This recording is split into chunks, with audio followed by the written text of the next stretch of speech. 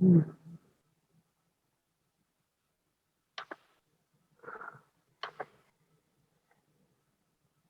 ठीक है जी, स्टार्ट करते हैं। फिर कोई और आया तो फिर देखी जाएगी।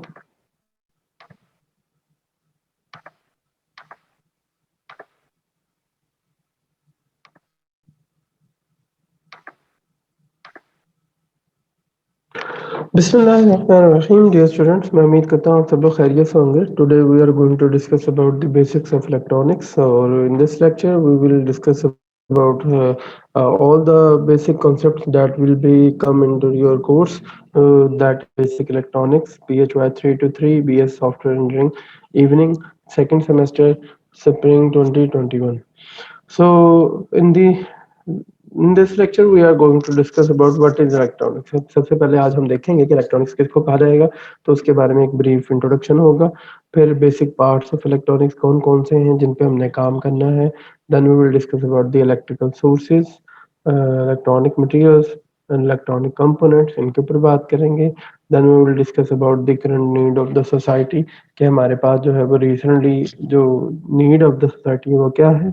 Then we will discuss about the comparison between the vacuum technology and the solid state technology. After that, we will conclude our lecture, और इंशाल्लाह we will discuss about the next upcoming lecture, और जो इन सारी चीज़ों के ऊपर discussion को हम आगे बढ़ाएंगे। सबसे वाले से आइए देखें सबसे पहले इलेक्ट्रॉनिक्स क्या है और इलेक्ट्रॉनिक्स को हम किस तरह से डिफाइन कर सकते हैं। तो electronics is basically the branch of science that deal with the study of generation, flow and control of electrons. तो बहुत ही आसान सी डेफिनेशन है जिसके अंदर आप देख सकते हैं कि electronics is the branch of science that deal with the study of generation, flow and control of electrons. और ये पहली डेफिनेशन। दूसरी डेफिनेशन कुछ यूं भी की जा सकती है, electronics is the branch of science that deal with the study of their behavior, effects of vacuum gases, semiconductor with devices। तो एक्चुअली तौर पे ये जो इलेक्ट्रॉन है हम इनको फ्लो करवा रहे हैं, कंट्रोल करवा रहे हैं, और इन सब का बिहेवियर जो है वैक्यूम में, गैसेस में, सेमीकंडक्टर्स में और डिवाइसेस में अगर हम स्टडी करें तो इसको हम क्या कहेंगे, इलेक्ट्रॉनिक्स कहेंगे।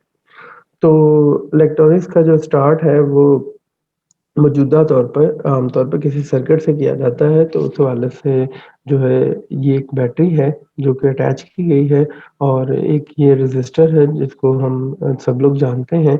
और ये जो ब्लैक लाइन आप नजर आ रही हैं ये वायर्स हैं, और इलेक्ट्रॉन जो है या फिर आप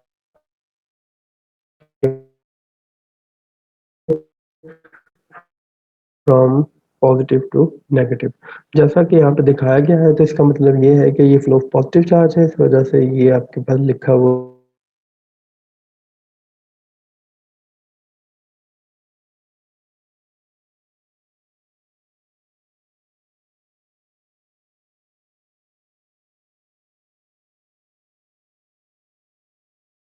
आमतौर पे हम चार्जेस के फ्लो की, उनके कंट्रोल कंट्रोल बेसिकली वायर्स कर रही हैं, और उनके फ्लो को हम स्टडी करते हैं। तो इसकी एक्चुअली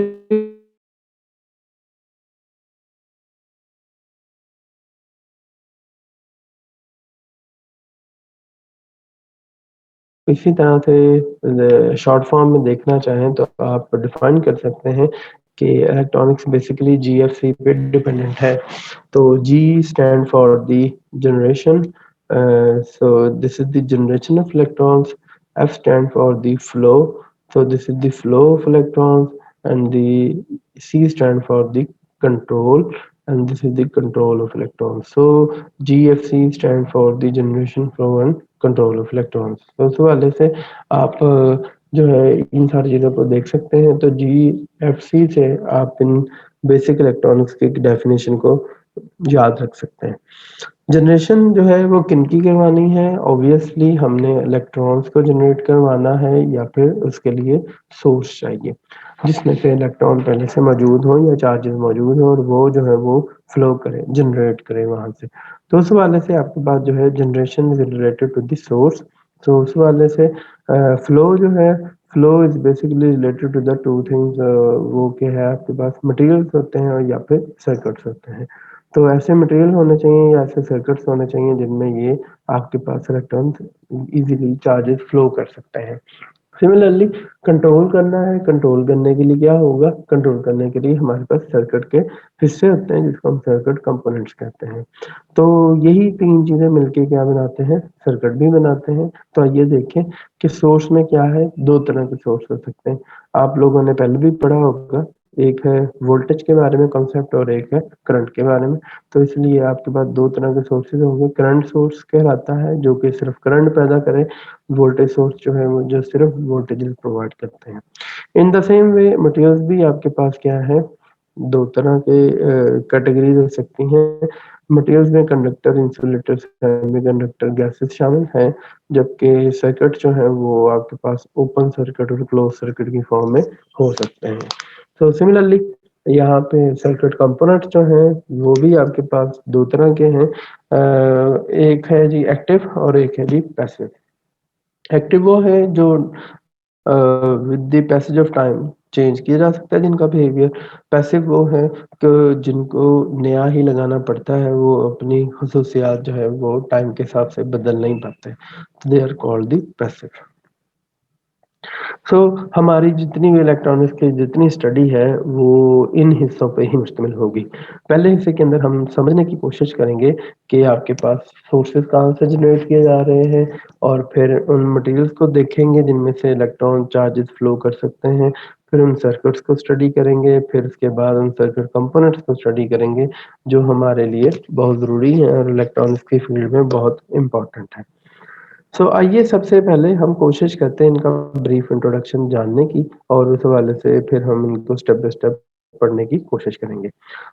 इलेक्ट्रिकल सोर्सेज की बात की जाए तो the types of active circuit elements that are more important to us, those that supply electrical energy to the circuit or the network connected to them. These are called the electrical sources with respect and with the two types of electrical sources being the voltage source and the current source. तो उस हवाले से हमारे पास जो है circuit के अंदर सबसे इम्पोर्टेंट जो हिस्सा होता है वो इलेक्ट्रिकल सोर्स का होता है और इसकी 2 टाइप्स हैं। एक है जी वोल्टेज सोर्स और एक है करंट सोर्स। तो आप देख सकते हैं कि ये एक वोल्टेज सोर्स वाली कैटेगरी है और ये करंट सोर्स है। सोर्स मतलब जिसकी का ज़ख़ीरा हो, वोल्टेज जो है तो इसका मतलब वो आपको हमेशा वोल्टेज फ़राहम करेंगे। करंट सोर्स है तो इसका मतलब ये है कि ये हमेशा आपको क्या फ़राहम करेंगे? करंट फ़राहम करेंगे। आइए वोल्टेज सोर्स कैसे डिफ़ाइन किया जाता है वो देखते हैं। A voltage source is a device that generates an exact output voltage which is in theory does not change regardless of the load current. तो एक्चुअली तौर पे द वोल्टेज जो है कि डिवाइस होगी जो हमेशा आपको जनरेट करके देगी वोल्टेज और ये आपके पास with respect to the passage of time values में तब्दीली नहीं देगी। करंट सोर्स जो है जिस तरह की मिसाल के तौर पे आपके पास ये जो है इंडिपेंडेंट वोल्टेज सोर्स है, इसकी डिफरेंट डायग्राम्स जो हैं ये आप सब लोग जानते हैं कि हम सर्किट्स के अंदर चीज़ों को याद रखने के लिए डिफरेंट सिंबल्स यूज़ करते थे। तो इन सिंबल्स की कुछ ये आपके पास डायग्राम्स हैं जो कि सिंबल्स सिंबॉलिकल जिसे आप कह सकते हैं ये सर्किटल डायग्राम्स हैं जो कि वोल्टेज सोर्स को रिप्रेजेंट करते हैं। अगर आपके पास जनरल रिप्रेजेंटेशन देखी जाए तो ये जो वोल्टेज सोर्स है ये प्लस और माइनस की फॉर्म में लिखा गया और एक सर्कल होगा जो ये बता रहा है कि ये वोल्टेज सोर्स है और ये वोल्टेज सोर्स को बैटरी की फॉर्म में से भी रिप्रेजेंट किया जा सकता है और ये जनरेटर की फॉर्म से भी रिप्रेजेंट किया जा सकता है। आप जानते हैं कि अगर आपको वोल्टेजेस चाहिए तो आप बैटरी के साथ भी अटैच कर सकते हैं वायर्स को, वो भी आपको वोल्टेजेस फराहम कर सकती हैं। अगर आपके पास जनरेटर है तो आप जनरेटर के साथ भी ये काम कर सकते हैं। इनका करंट वोल्टेज जो करैक्टरिस्टिक्स है वो कैसी होती है ये आपके सामने दिखाई गई है। यहाँ पे वोल्टेज जो है वो जितना मर्ज़ी करंट बढ़ता जाए वोल्टेज क्या है यहाँ पे कांस्टेंट है, तो इसको हम कहेंगे कि ये वोल्टेज सोर्स है। करंट चेंज हो रहा है बट वोल्टेजेस चेंज नहीं हो रहे। Similarly, current source क्या होता है? Current source is the active circuit element that is capable of supplying a constant current flow to a circuit regardless of the voltage developed across its terminal.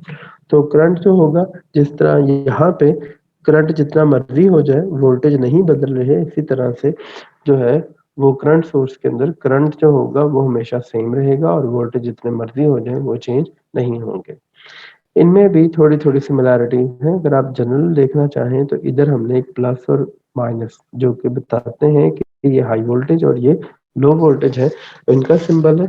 यहाँ पे क्या होगा, सिर्फ डायरेक्शन ऑफ करंट शो कराने के लिए सिर्फ एक एरो होगा जो कि इसकी जनरल रिप्रेजेंटेशन करेगा। अगर आपके पास करंट जनरेटर है तो आप उसको इसी तरह से ओवरलैपिंग सर्कल के साथ रिप्रेजेंट करते हुए आई एस लगा सकते हैं, और ये आपके पास क्या होगा, करंट जनरेटर के तौर पे काम करेगा। फिर वोल्टेजेस के बढ़ने से आपका जो करंट है वो कांस्टेंट रहना चाहिए, और ये आपके पास एक सिंपल डायग्राम से ये रिप्रेजेंट कर रहा है कि उस हवाले से आपका जो करंट होगा वो आउटपुट सेम रहनी चाहिए throughout, independent of the voltage potential difference caught the across the batteries. तो उस हवाले से ये आपके पास क्या होगा, सेम रहना चाहिए। तो ये हमारे पास इलेक्ट्रिकल सोर्सेस हैं। इसी तरह से इलेक्ट्रिकल सोर्सेज में कुछ ऐसी चीज़ें हैं जो हमें जानना ज़रूरी है, और वो है इनकी आइडियल और प्रैक्टिकल वोल्टेज सोर्सेज के कंपैरिजन। अगर उमूमी उमूमी तौर पे देखा जाए तो जो आइडियल वोल्टेज सोर्स होता है उसके अंदर किसी किस्म की जो रेजिस्टेंस है, इंटरनल रेजिस्टेंस, वो नहीं होती। तो ये एक आइडियल सोर्स है जो कि वोल्टेज सोर्स के तौर पे बिहेव कर रहा है। तो इस आइडियल वोल्टेज सोर्स के अंदर जो इंटरनल रेजिस्टेंस है वो क्या है जी, वो जीरो है। जबकि ये एक प्रैक्टिकल वोल्टेज सोर्स की डायग्राम है, सर्किट डायग्राम, जिसके अंदर इस प्रैक्टिकल वोल्टेज सोर्स के साथ एक स्मॉल रेजिस्टेंस भी ऐड कर दी गई है, जिसको हम कहते हैं कि ये आपके पास क्या होगी, ये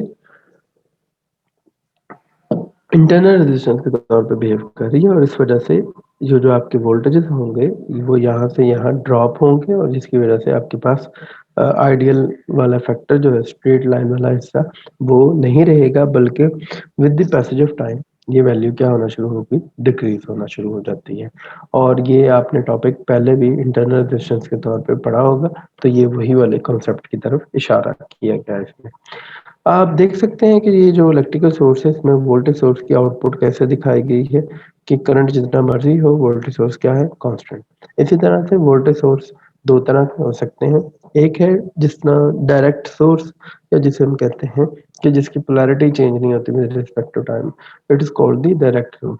और एक वो वोल्टेज सोर्स है जिनकी पोलैरिटी जो है with respect to time change होती रहती है, it is called the sinusoidal या फिर एसी वोल्टेज सोर्स। तो ये एसी वोल्टेज सोर्स की एग्जांपल है जिसके अंदर आपके पास जो है polarity with respect to the time change होती है, और इसको हम अल्टरनेटिंग वोल्टेज सोर्स भी कहते हैं। सिमिलरली आपके पास अल्टरनेटिंग करंट सोर्स भी हो सकते हैं, और अल्टरनेटिंग और इसी तरह से कांस्टेंट करंट सोर्सेज भी हो सकते हैं, और इस तरह से ये सारी चीजें काम करेंगी। सो जो हमारा अगला हिस्सा है वो है मटेरियल्स के बारे में।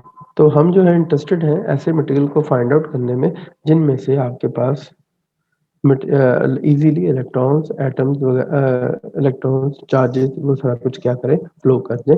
तो इसके अंदर आप देख सकते हैं कि हमारे पूरे पीरियोडिक टेबल के अंदर डिफरेंट तरह के मटेरियल्स मौजूद हैं, जिस तरह के alkali metals, alkali earth metal, transition metals, lanthanide, actinide, poor metals है, सेमी मेटल्स हैं, नॉन मेटल्स हैं, नोबल गैसेस हैं। So whenever we have to stop the electrons, then we use the almost non-metals, and whenever we have to flow the electron, then we mostly choose the good metals, or you can say the semi-metals in this way. So here we have to know about their materials, और हर तरह की characteristics का अंदाजा होना चाहिए कि वो metals वो होते हैं जिनमें से they are good conductors of electricity. तो वो आपका मेटल्स हैं, they are bad conductor of electricity, then it is called the non metals, और इस हवाले से आपके पास ये सारी चीजें चेंज होंगी।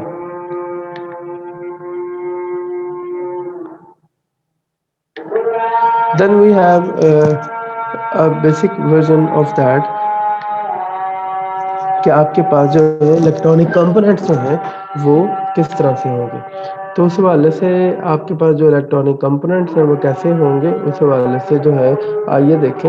हमारे पास इलेक्ट्रॉनिक कंपोनेंट्स जो हैं वो दो तरह के हैं, active components and as well as passive components. तो उस हवाले से आपके पास जो है एक्टिव कंपोनेंट्स और पैसिव कंपोनेंट्स जो है वो किस तरह से काम करते हैं, ये छोटा सा हिस्सा हम उसको एक्सप्लेन कर सकते हैं। The component which constitute the circuit and control the flow of current is called the electronic component. दो तरह की इनकी टाइप्स हैं, तो उस वाले से active components and the passive. Those devices the component which require external source to their operation is called the active component।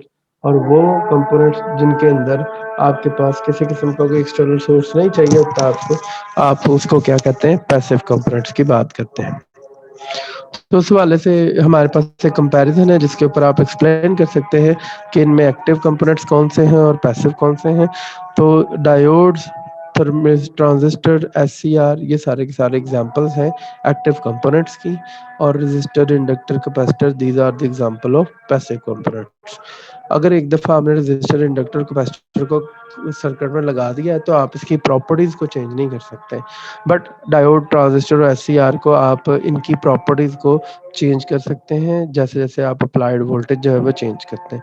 So that is the basic difference between the active and passive component.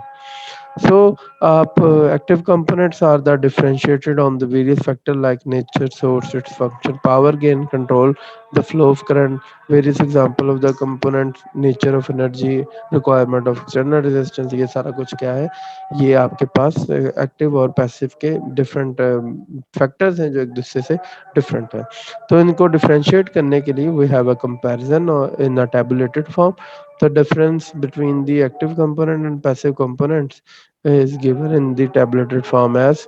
तो ये है आपके पास basic in दोनों के दरमियान का difference. Nature से शुरू किया गया है सबसे पहले कि नेचर ऑफ सोर्स कैसी होगी। एक्टिव कंपोनेंट डिलीवर्ड पावर और एनर्जी टू द सर्किट्स, तो ये एनर्जी देते हैं सिस्टम के अंदर, जबकि पैसिव कंपोनेंट जो होते हैं वो एनर्जी को क्या करते हैं, यूटिलाइज करते हैं। इसी तरह से एग्जांपल्स के तौर पर diode, transistor, SCR, integrated circuits, ये सारी की सारी एग्जांपल क्या है, एक्टिव कंपोनेंट्स की एग्जांपल है।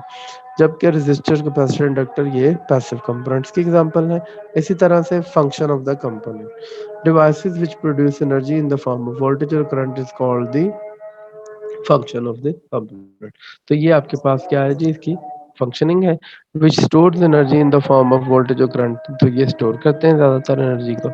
दे are capable providing power gain but they are incapable of providing the power gain. ये आपके पास जो है वो पावर गेन नहीं प्रोवाइड करते हैं एक्टिव वाले, बल्कि पैसिव वाले जो है नहीं करते। Flow of current, active components can control the flow of current, जबकि जो पैसिव कंपोनेंट्स हैं ये करंट के फ्लो को एक्टिवली कंट्रोल नहीं कर पाते, बट ये है कि with the little bit variation ये कांस्टेंट जो है वो वेरिएशन दे सकते हैं। They require an external source for operations, तो इसके लिए आपको एक एक्सटर्नल बैटरी लगानी पड़ता है यहाँ, जबकि यहाँ पे जो होता है आपको they do not require an external source for the operation. Nature of energy, active components are energy donor and the passive components are energy acceptor। तो there is a main difference between them कि ये energy देने वाले हैं और ये देने वाले हैं। तो इन सारी बुनियादों पे हम एक्टिव कंपोनेंट्स और पैसिव कंपोनेंट्स के दरमियान डिफरेंशिएट कर सकते हैं। सो जो रही बात हमारी आजकल की जो रिसेंट जो नीड है सोसाइटी की, उसके मुताबिक so the fast, compact and cheap electronic devices are the present demand of electronic industry and our society. तो हर कोई चाहता है कि मेरे पास एक अच्छी डिवाइस हो, सस्ती हो और चीप और कॉम्पैक्ट हो। पहले के लोगों के पास सिस्टम जो थे वो बड़े बड़े और इस तरह के ओल्ड वर्जन इस्तेमाल किए जाते थे, जबकि नाउ वी आर एबल कि आप जो है नई सदी के अंदर इस तरह के हैंडीकैप और हैंडल सिर्फ एक सिंपल टेक्नोलॉजी इस्तेमाल करें जो कि बहुत ही ज़्यादा एफिशिएंट हो और चीप हो, एज वेल एज बहुत ही ज़्यादा वर्किंग में तेज़ हो as compare to the previous system. ये ऐसा क्यों हो रहा है, ये जो मेन डिफरेंस है, this is in the 21st century and we are able to have such flexible phones। और इसकी बुनियादी रीज़न क्या है, it is the only reason that we have developed such devices, जो कि एक ट्रांसफॉर्मेशन है from this heavy device to the this transformation of the device. So अगर आप देखें तो हमने अपनी चीज़ों को कॉम्पैक्ट करना शुरू किया है और ये एक टेक्नोलॉजी ट्रांसफॉर्मेशन थी जो कि पहले कंप्यूटर लैपटॉप बड़े-बड़े हुआ करते थे, then we have smartphones, then we have smart watches and then we have just Google computer. You just have to ask the things और वो आपके लिए चीज़ें सारी कर सकता है। तो इन सारी चीज़ों का मकसद क्या है? ऑब्वियसली ये जो डिमांड है किसी न किसी इलेक्ट्रॉनिक कंपोनेंट्स और इलेक्ट्रॉनिक डिज़ाइनिंग से पूरी हो रही है। आप देख सकते हैं कि जो चीज़ें पहले बहुत बड़ी-बड़ी थी उनको बहुत मुख्तसर और छोटे लेवल पे बनाया गया है। तो इसका मतलब ये है कि इसी तरह से आपने जो कंपोनेंट्स बनाने हैं उनकी भी डिमांड जो है वो इसी तरह से चेंज होगी। असल में जो सबसे पहले इस तरह चीज़ें इस्तेमाल की जाती थी 20वीं सदी के अंदर, दैट इज़ बेसिकली दी 1907 के अंदर वैक्यूम टेक्नोलॉजीज़ इस्तेमाल की गई थी। ये वैक्यूम टेक्नोलॉजीज़ ऑब्वियसली ये बड़ी-बड़ी ट्यूब से मुश्तमिल थे, तो ये इनके काम जो है, इनका साइज़ और इनका आपके पास ओवरऑल जो वेरिएशन थी वो बहुत ज़्यादा होती थी। और ये ज़्यादातर बिग स्टोरेज के ज़्यादातर जो है इनका साइज़ ज़्यादा बड़ा होता था बिकॉज़ हर एक कंपोनेंट जो है वो आपके पास वैक्यूम टेक्नोलॉजी के ऊपर मुश्तमिल था। Now we are able to design the ICs and micro controlling system जिसकी वज़ह से आपकी चीज़ जो है वो कॉम्पैक्ट होना शुरू हो गई और इस तरह से ये सारी चीज़ें जो हैं वो कॉम्पैक्ट होते-होते in 20th century we are able to design the nano technology based devices. तो इस वज़ह से आपके पास ये चीज़ें जो हैं वो ट्रांसफ़ॉर्म कर गई हैं। सो इसीलिए हम वैक्यूम टेक्नोलॉजी की बजाय सॉलिड स्टेट टेक्नोलॉजी को प्रेफ़र कर रहे हैं because it's compact, fast as compare to the vacuum technology. So, in this lecture, we have learned about the basics of electronics, such as basic parts of electronics, technology transformation, and the current need of the world. To get more understanding about the electronics, so we will discuss about in our next lecture what is electronic circuit. Electronic circuit क्या होते हैं, circuit components कैसे कहा जाएगा, types of circuit और उनके circuit analysis के ऊपर इंशाल्लाह हम नेक्स्ट लेक्चर के ऊपर अपने डिस्कशन को आगे बढ़ाएंगे। तो मैं उम्मीद करता हूँ आपको इस लेक्चर की समझ आई होगी। फिर भी किसी किस्म का कोई प्रॉब्लम हो, कोई क्वेश्चन हो तो you can ask in our interactive session. तो आप ज़ूम मीटिंग के ज़रिए से, व्हाट्सएप ग्रुप के ज़रिए से और यूट्यूब कमेंट सेक्शन के ज़रिए से अपने सवालात पूछ सकते हैं। अपना ख्याल रखिएगा जी सब लोग। अल्लाह हाफ़िज़। जी डियर स्टूडेंट्स, किसी का कोई क्वेश्चन है तो वो आप अब अपने आप को अनम्यूट करें और क्वेश्चन पूछ सकते हैं। सर ये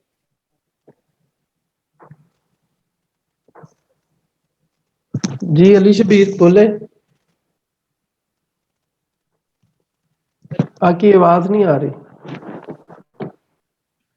के बारे में पूछ रहा हूँ कि सर दरमियान में कुछ जगह पे क्वेश्चंस आए थे मेरे ज़हन में कि सर मैंने ये पूछना है और नैनो टेक्नोलॉजी के बारे में मैंने पूछना था, तो वो आप बस स्किप हो गया, तो वो समझ ही नहीं आई अब क्वेश्चन क्या करूँ, और वो तरह से ना दिमाग में घूम गया है। तो क्या आप मुझे बेटा ये बता मैंने सकते हैं कि आपको नैनो लास्ट टाइम, क्वेश्चन हाँ क्या जी, है? जी सर बोले आपने बोले। चैट भी ओपन, तो इस वजह से ना कोई क्वेश्चन करने का मौका ही नहीं मिला। डियर मैंने आप सबको कहा था कि आप लोग अपने पास एक कॉपी पेंसिल रख लें, उस स्लाइड नंबर भी शो हो रहा होता है, स्लाइड को नोट करें, इस पे जो जेन में क्वेश्चन आया उसको नोट कर लें, ठीक है। उसके मुताबिक आप जब मुझे कहेंगे हम दोबारा स्लाइड पे वापस जाके उनको डिस्कस कर सकते हैं। ये देखें किस जगह पे ठीक है आपका सर। क्वेश्चन था। आपका आई थिंक सबसे जो पहला क्वेश्चन आपने उठाया है माइंड में वो पीरियोडिक टेबल पे उठाया था।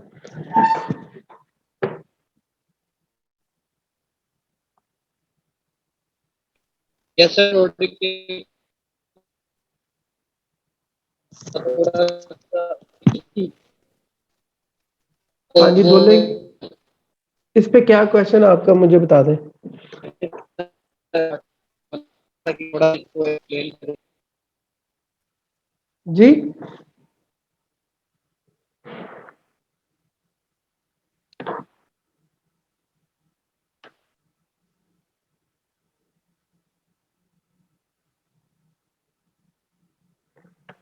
हेलो अली, चले गए अली? वो सर वो नेट इशू आ रहा है यहाँ पे मेरा थोड़ा। ठीक ठीक, चले आप बेटा परेशान होने की कोई ज़रूरत नहीं। आप जब भी आपका दिल करे, आपके दिल में कोई क्वेश्चन हो, तो आपने उस क्वेश्चन उस हिस्से की स्क्रीनशॉट लेनी है और उसके साथ नीचे क्वेश्चन लिख के व्हाट्सएप ग्रुप में भेज दीजिएगा, हम आपको उसका आंसर दे देंगे, ठीक है। तो ये सब लोगों के साथ ऐसा ही है। हम जो है वो आप लोगों को मतलब जब भी हो, आप अगर फॉर एग्जांपल ऑनलाइन लेक्चर नहीं ले सके, तो आप अगर अपना बाद में कहीं वीडियो देख रहे हैं सबकी, तो आप उसको बाद में भी डिस्कस कर सकते हैं ग्रुप के अंदर, क्योंकि ऑनलाइन चीज़ें चल रही हैं तो एज सच बहुत सारे मसाइल होते हैं सबको। तो उस हवाले से इंशाल्लाह मैं आपके साथ पूरा कोऑपरेट कर रहा हूँ। तो उस हवाले से आप लोगों ने कोशिश करनी है, कोई भी सवाल हो तो आप उसका स्क्रीनशॉट लेके व्हाट्सएप ग्रुप पे भेज दें, फिर हम उसको डिस्कस कर लिया करेंगे, ठीक है जी। और किसी का कोई क्वेश्चन हो तो आप पूछ सकते हैं जी जी। और हाँ, मैं डायरेक्ट बिल्कुल पूछ लिया करूंगा, और कुछ बातें सर फिर आपके ग्रुप में पूछ लिया करूंगा। जी जी, पूछें पूछें अली, क्या कह रहे हैं आप? आपकी आवाज जो है ना बेटा वो बहुत थोड़ी आ रही है, पूछें क्या बात है बताएं। अल्कलाई मेटल्स हैं, इनमें सबसे बेस्ट जो है वो हमें वो इलेक्ट्रॉन्स के फ्लो के लिए वो हमें बता दें, ताकि ना वो आसानी हो चीजों में, इन चीजों में। ये अल्कली मेटल्स में जो है वो फ्लो नहीं होता करंट का, उस वाले से जो good they are not the good conductors ना, उस वाले से आप देख सकते हैं कि ये बेरिलियम होगी, ये सारी होगी, मैग्नीशियम है, कैल्शियम, स्ट्रोंशियम है, ये सारी की सारी ये वाले पार्ट है। तो उसके अंदर आप देख सकते हैं यहाँ पे filling of the electrons available है, ये 4 हैं, यहाँ पे मैग्नीशियम है, स्ट्रोंशियम है। तो ये वाले जितने भी हिस्से हैं ये they are not good conductors as such.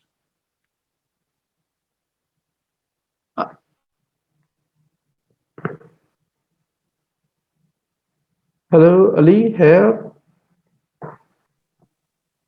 Sir मेरा इधर थोड़ा सा इशू आ रहा है, मुझे कुछ समझ नहीं, सर मैं आपसे व्हाट्सएप नंबर पे पूछूं आपसे? हाँ जी आप ग्रुप में पूछ लीजिएगा, नो प्रॉब्लम।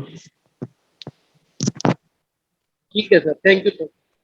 ओके ओके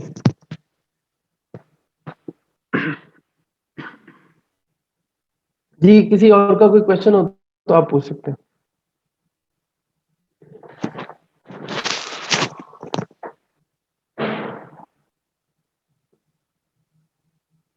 जी। किसी का कोई क्वेश्चन नहीं